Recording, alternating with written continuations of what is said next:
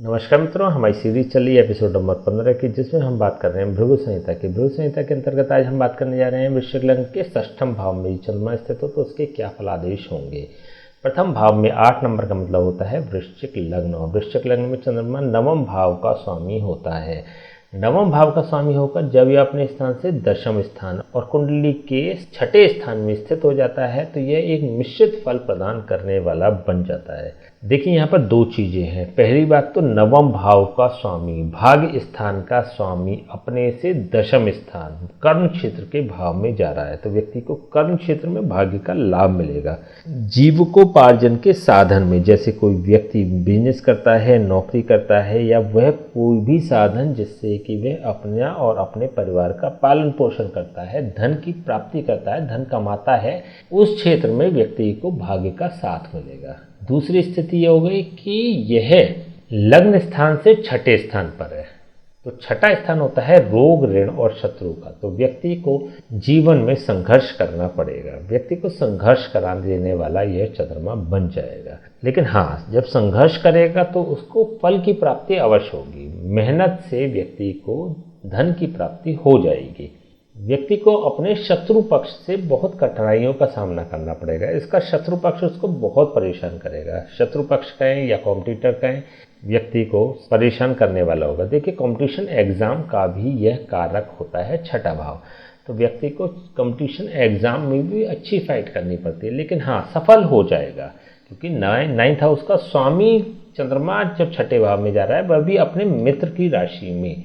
यहाँ पर मेष राशि है, मेष राशि का स्वामी होता है मंगल। चंद्रमा और मंगल परस्पर मित्र होते हैं। चंद्रमा मंगल को अपना मित्र मानता है, मंगल चंद्रमा को अपना मित्र मानता है, तो यहाँ पर यह छठे भाव को प्रबल बना देने वाला चंद्रमा बन जाएगा। छठा भाव होता है रोग, ऋण और शत्रु का। रोग से संबंधित किसी प्रोफेशन को भी चूज कर सकता है। मेडिकल की लाइन, चाहे दवाइयों का काम हो, चाहे ये स्वयं डॉक्टर हो, अथवा मेडिसिन से संबंधित कोई कार्य ऐसा व्यक्ति कर सकता है। तो रोग पर विजय प्राप्त करने वाला होगा, ऋण पर विजय प्राप्त करने वाला होगा। देखिए, ऋण की लेने की भी आवश्यकता पड़ सकती है, और ऋण लेने के बाद जब काम करेंगे तो वह सफल हो जाएगा। और अगेन शत्रुओं से ऐसे व्यक्तियों को फाइट करनी पड़ती है, लेकिन विजय वहाँ पर भी प्राप्त होगी। तो इन सभी परिप्रेक्ष्य में देखें तो यह चंद्रमा शुभ फल प्रदान करने वाला होगा।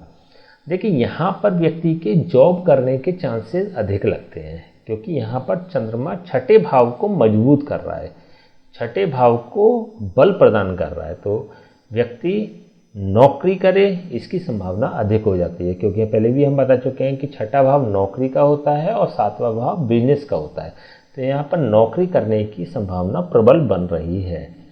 चंद्रमा की यहाँ से सीधी दृष्टि द्वादश भाव पर भी है। यहाँ पर इसकी शत्रु राशि स्थित है। चंद्रमा शुक्र को शत्रु भाव से देखता है, तो जब द्वादश भाव पे इसकी दृष्टि पड़ेगी तो ये द्वादश भाव को भी बेहतर फल प्रदान करने वाला बन जाएगा। द्वादश भाव में हालांकि इसकी शत्रु राशि है, लेकिन यहाँ पर चंद्रमा बहुत बली हो रहा है। चंद्रमा पॉजिटिव होता है, तो देखिए, जब पॉजिटिव चंद्रमा होता है, शुभ चंद्रमा होता है, तो उसकी जो दृष्टि होती है वह भी शीतलता प्रदान करने वाली होती है। तो यहाँ पर यह द्वादश भाव को भी शीतलता प्रदान करने वाली दृष्टि बन जाएगी। तो व्यक्ति कमाने के साथ साथ भोग भी करेगा, यात्राओं का बड़ा शौकीन होगा। विदेश यात्रा या दूरस्थ यात्राओं पर घूमने का व्यक्ति को शौक होगा। द्वादश भाव से संबंधित अन्य भी जो कंटेंट्स हैं उनमें भी शुभ फल की प्राप्ति हो जाएगी। व्यक्ति विदेश भी जा सकता है, विदेश से भी टच रख सकता है, और विदेश में इसकी क्लाइंटेज भी हो सकती है, अथवा मल्टीनेशनल कंपनी में भी ऐसा व्यक्ति काम कर सकता है। तो यहाँ पर चंद्रमा द्वादश भाव को भी शुभता प्रदान करने वाला बन जाएगा। चंद्रमा होता है चतुर्थ भाव का कारक। चतुर्थ भाव के सापेक्ष यह चंद्रमा तृतीय भाव पर स्थित है, परिश्रम के भाव पर स्थित है, संघर्ष के भाव पर स्थित है। तो सांसारिक भोगों की उपलब्धता प्राप्त करने में व्यक्ति को संघर्ष करना पड़ेगा, मेहनत करनी पड़ेगी, परिश्रम करना पड़ेगा, लेकिन ऐसे लोगों को फल की प्राप्ति हो जाएगी। वाहन, भूमि, भवन और माता के सुख को ऐसा व्यक्ति प्राप्त करने वाला होगा, लेकिन उसके लिए थोड़ा सा संघर्ष तो व्यक्ति को अवश्य ही करना पड़ेगा। जब भी कोई वाहन लेने की बात आएगी, जब भी कोई भूमि लेने की बात आएगी, जब भी कोई भवन लेने की बात आएगी, अपना मकान बनाने की बात आएगी, तो व्यक्ति की परिस्थितियाँ थोड़ी सी नाजुक हो जाती हैं, अथवा ऐसा भी कह सकते हैं कि व्यक्ति अपनी स्टैंडर्ड के हिसाब से, अपनी क्षमता के हिसाब से अधिक खर्च करने वाला होता है, तो जिसके लिए इसको ऋण की भी आवश्यकता पड़ती है। तो वाहन हो, भूमि हो, भवन हो, कोई भी चीज़ हो अथवा सांसारिक भोगों की उपलब्धता की कोई भी चीज़ हो, व्यक्ति को लोन्स लेने में ज़्यादा सहजता महसूस होती है। तो लोन के माध्यम से वह अपनी इच्छाओं को पूरी भी कर लेता है।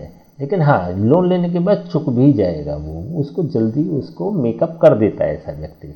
ठीक है, चलिए हम इसको उपाय की बात कर लेते हैं। चंद्रमा छठे भाव में अपने मित्र की राशि में बैठा है, एक शुभ फल प्रदान करने वाला होता है, लेकिन यहाँ पर कुछ अशुभता भी है। जैसे चतुर्थ भाव के सापेक्ष यह अशुभ फल प्रदान करने वाला होगा, क्योंकि बहुत ज़्यादा परिश्रम करना पड़ेगा।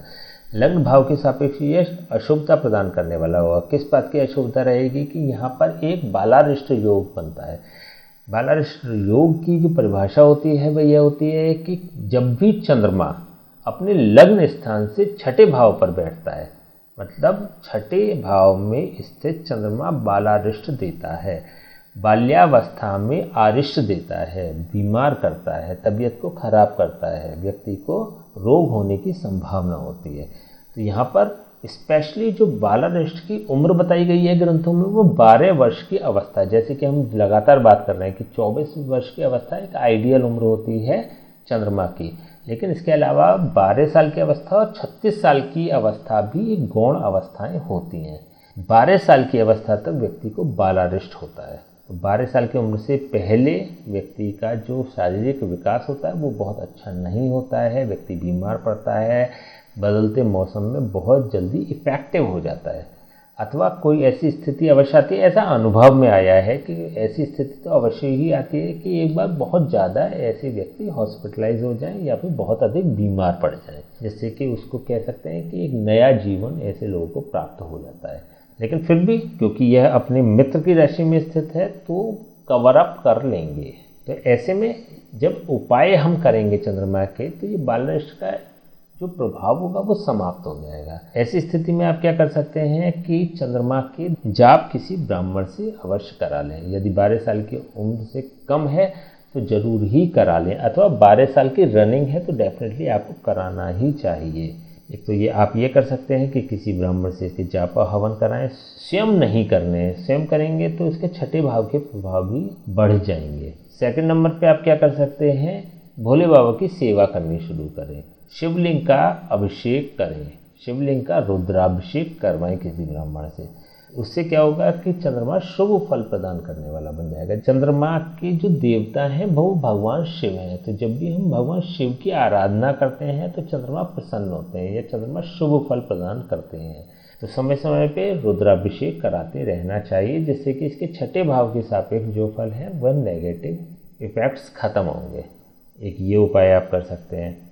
एक अन्य उपाय और किया जा सकता है, यदि व्यक्ति को ज़्यादा परेशानी है, चंद्रमा की महादशा, अंतर्दशा, प्रत्यंतर दशा, अथवा चंद्रमा के वर्षों में व्यक्ति बीमार होता है या फिर मेजर इफेक्ट होते हैं व्यक्ति को शारीरिक रूप से, अथवा मानसिक रूप से कोई परेशानी होती है, या लंग से रिलेटेड कोई परेशानी होती है, फेफड़ों से संबंधित कोई समस्या होती है, तो फिर इसको मूव करा लेना ज़्यादा उचित रहेगा।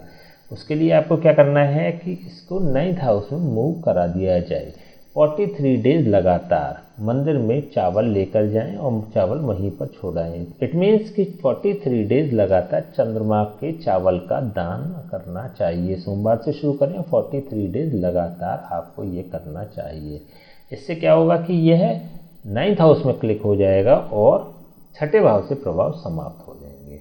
प्रतिदिन 43 डेज लगातार शिवलिंग पर दूध चढ़ाना शुरू कर दें। दूध उपलब्ध नहीं हो या कोई क्राइसिस हो फाइनेंशियली, तो आप इसकी जगह गंगा जल भी चढ़ा सकते हैं। उसमें भी कोई समस्या हो तो इसकी जगह शुद्ध जल चढ़ा सकते हैं। तो इनमें से जितना बेहतर आप करेंगे उतने अच्छे आउटपुट्स आपको मिलेंगे। दूध यदि चढ़ाते हैं तो बहुत अच्छा, अदरवाइज आप गंगा जल चढ़ा दें, थोड़ा सा कम बेटर, जल चढ़ा देंगे थोड़ा सा और कम बेटर, लेकिन आउटपुट पॉजिटिव तो मिल ही जाएंगे। ठीक है, तो आज हमने बात करी वृश्चिक लग्न के षष्ठम भाव में चंद्रमा स्थित हो तो उसके क्या फलादेश होंगे। नेक्स्ट वीडियो में बात करेंगे वृश्चिक लग्न के सप्तम भाव में यदि चंद्रमा स्थित हो तो उसके क्या फलादेश होंगे। तब तक के लिए हमें आज्ञा दीजिए। नमस्कार।